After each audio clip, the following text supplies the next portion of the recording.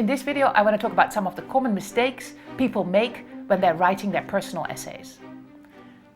The first one is that they talk about their job too much. And ironically, this is most often done by people who shouldn't be talking about their job at all, if they can possibly help it. And that is consultants, people working in private equity. That's to say, very traditional applicants to the MBA programs. The schools know these applicants really well and don't need to hear what a consultant does.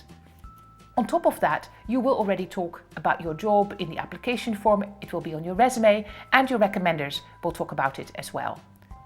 So don't waste the space and instead talk about who you are as a person to give them an idea of the student that will join the class. For me, it was really about thinking about my values and how I am as a human being and how that really meshed well with my future goals, which I hadn't really, the goal I ended up writing about, I hadn't previously thought about or even really knew about.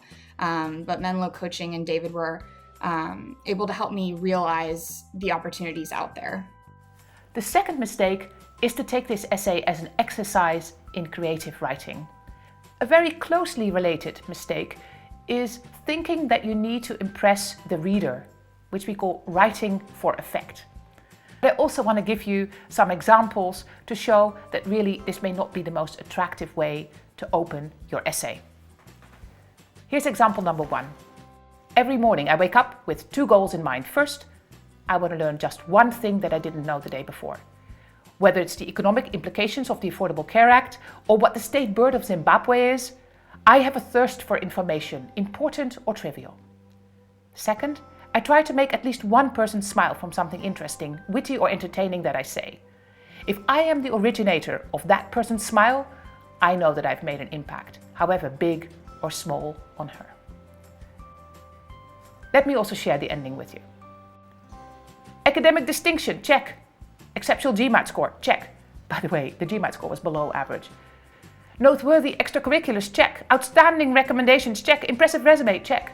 On paper, I emerge as the ideal candidate for the Harvard Business School class of 2018. But I hope that the preceding words give you a deeper sense of my personality and character, which reveal that the above accomplishments do not define me, rather, they inspire and propel me to do even more, reach even higher, be even better. I think it should be clear from these examples that that is not the most effective way to get the HBS admissions committee to give you the offer. Now, don't get me wrong. Nothing is wrong to be inspired by creative writing, right? And to use it as an inspiration for what kind of stories you should talk about. But when you write, you should do so as if you are a reporter writing from the first person perspective.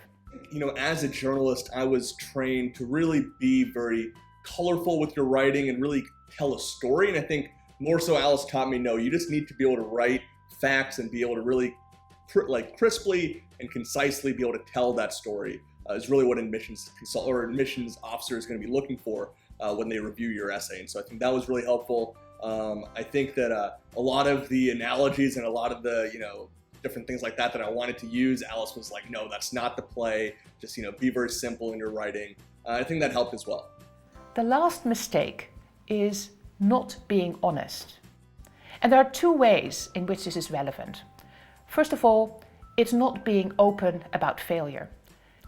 And people forget that it's the rough edges that make us who we are.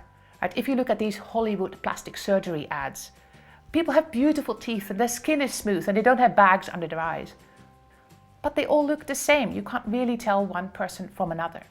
And being open about failure is actually a great opportunity to show who you are and to show how you deal with difficult situations, which honestly is much more telling than showing how you deal with success. Quite frankly, if I were to write the essay by myself, these sort of stories I have growing up, which I kind of thought of, not really consequential, not that interesting, David kind of caught on to these little tidbits and said, hey, if we can suss this out a little bit and weave it into your essays and really show that, with a little bit of humor, with a little bit of lightheartedness, but also being able to show that you've had these experiences, it'll really make you a unique applicant. And I bought into that, and he was terrific in helping me craft that story. The other way that it can be hard to be open is when you have to talk about very sensitive and delicate topics. For example, the death of a loved one, coming out as gay, or the impact that the criminal activity of a parent has had on you. And you don't want to be seen to be milking these experiences just to get into an MBA program, because they far exceed any success that you could have there. But they are an important part of your story, and it deserves to be told.